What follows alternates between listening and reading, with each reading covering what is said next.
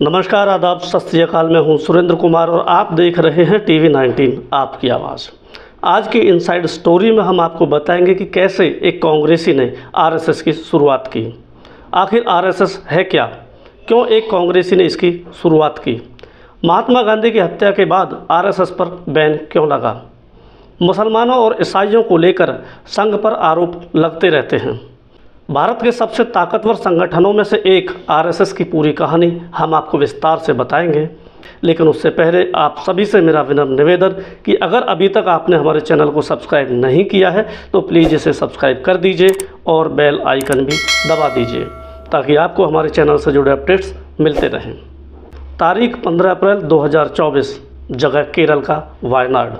कांग्रेस के सांसद राहुल गांधी ने कहा, इस लोकसभा चुनाव में असली लड़ाई आरएसएस की आइडियोलॉजी और कांग्रेस के बीच है।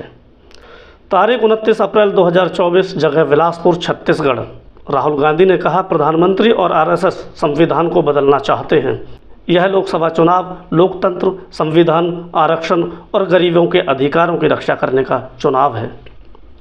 आरएसएस यानी राष्ट्रीय स्वयंसेवक संघ सीधे तौर पर राजनीति तो नहीं करता, लेकिन वह भारतीय सियासत का जरूरी हिस्सा है। यही वजह है कि जब भी देश में चुनाव होते हैं या किसी राज्य में बीजेपी की सरकार बनती है तो आरएसएस की भूमिका अहम हो जाती है। इस लोकसभा चुनाव में भी आरएसएस विपक्ष के निशाने पर रही। इसकी मुख्य वजह है कि राष्ट्रीय स्वयंसेवक संघ यानी आरएसएस वो संगठन है जिसकी नर्सरी से भारत के प्रधानमंत्री नरेंद्र मोदी आते हैं।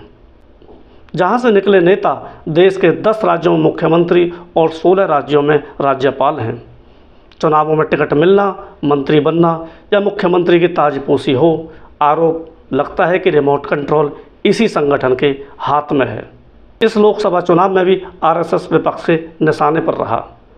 आज की इनसाइड स्टोरी में हम आरएसएस के बनने की पूरी कहानी और आइडियोलॉजी के बारे में आपको बताने जा रहे हैं, तो ध्यान से सुनिए। वर्ष 1919 पहले विश्व युद्ध के बाद ब्रिटेन ने ओटोमन साम्राज्य के टुकड़े टुकड़े कर दिए। अंग्रेजों ने तुर्की के खलीफा यानी मुसलमानों के सबसे बड़े धार्मिक नेता को सत्ता से हटा दिया। इसका दुनिया भर के मुसलमानों ने विरोध किया। गुलाम भारत के मुसलमान भी अंग्रेज़ों के खिलाफ सड़कों पर उतर आए। शौकत अली और मोहम्मद अली नाम के 2 भाइयों ने लखनऊ में ब्रिटिश हुकूमत के खिलाफ मोर्चा खोल दिया। इसे नाम दिया गया खिलाफत आंदोलन, जिसका मकसद था खलीफा को तुर्की के सिंहासन पर दोबारा बैठाना। जल्दी ही देश के मुसलमान इस आंदोलन से जुड़ गए। ये वो दौर था जब जलियांवाला बाग हत्याकांड हो चुका था। पंजाब में मार्शल लॉ लगा हुआ था। देश में रॉलेट एक्ट यानी बिना मुकदमा चलाए किसी को जेल में बंद करने की ब्रितानी हुकूमत की नीतियों का देश भर में विरोध हो रहा था।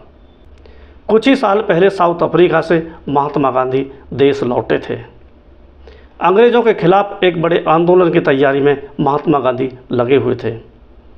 खिलाफत आंदोलन को उन्होंने एक मौके के रूप में देखा कि इसके जरिए हिंदुओं और मुसलमानों को एक मंच पर लाया जा सकता है। उस समय महात्मा गांधी ने एक नारा दिया, जिस तरह हिंदुओं के लिए गाय पूजनीय है उसी तरह मुसलमानों के लिए खलीफा। डॉक्टरी की पढ़ाई करके नए नए कांग्रेसी बने नागपुर के केशव बलिराम हेडगेवार को गांधी का यह फैसला सही नहीं लगा। हेडगेवार ने गांधी से कहा कि खलीफा का समर्थन करके मुसलमानों ने यह साबित कर दिया है कि देश से पहले उनका धर्म है। कांग्रेस को इस आंदोलन का समर्थन नहीं करना चाहिए। हालांकि महात्मा गांधी ने हेडगेवार की बात नहीं मानी और खिलाफत आंदोलन के समर्थन में घोषणा कर दी। न चाहते हुए भी हेडगेवार इस आंदोलन से जुड़े रहे और अपने उग्र भाषणों की वजह से अगस्त 1921 से जुलाई 1922 तक जेल में भी रहे। अगस्त 1921 में खिलाफत आंदोलन केरल पहुंचा। यहाँ के मालाबार इलाके में हिंदुओं और मुसलमान जमींदारों के बीच झड़प हो गई, जो जल्द ही एक बड़े आंदोलन में तब्दील हो गया। इस दंगे में करीब 2000 से ज़्यादा लोगों की जान गई। डॉक्टर भीमराव अंबेडकर ने इस दंगे का जिक्र करते हुए अपनी किताब थॉट्स ऑन पाकिस्तान में लिखा है, इस विद्रोह का मकसद ब्रिटिश हुकूमत को ख़त्म कर इस्लाम राज्य की स्थापना करना था। तब जबरन धर्म परिवर्तन कराए गए, मंदिर ढहाए गए, महिलाओं के साथ बलात्कार हुए।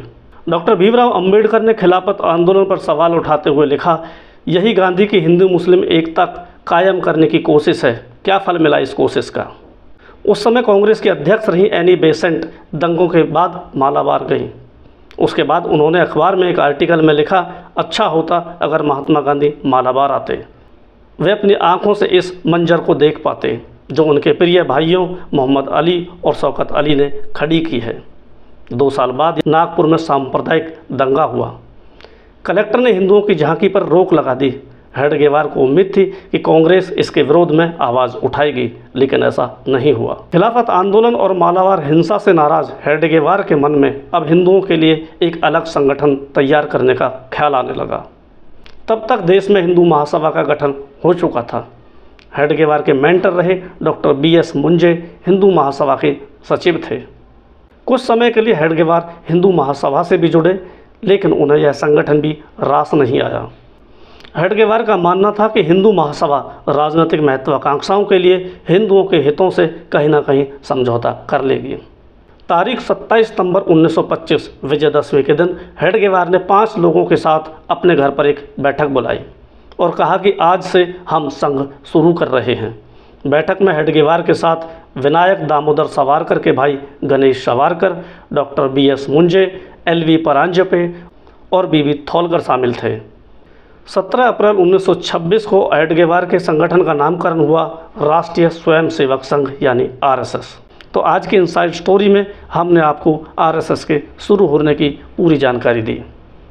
अब सभी दर्शकों से मेरा एक सवाल कि आज के समय में RSS कितना ज़रूरी है, हमें कमेंट्स करके ज़रूर बताएं। अगर आपको हमारा यह प्रयास पसंद आया हो तो हमारे चैनल को भी सब्सक्राइब कर दें, साथ ही बेल आइकन को भी दबा दें ताकि आपको हमारे चैनल से जुड़े अपडेट्स मिलते रहें। कल फिर हाजिर होंगे एक और इंटरेस्टिंग वीडियो के साथ। तब तक देखते रहिए TV19 आपकी आवाज़। बहुत बहुत धन्यवाद।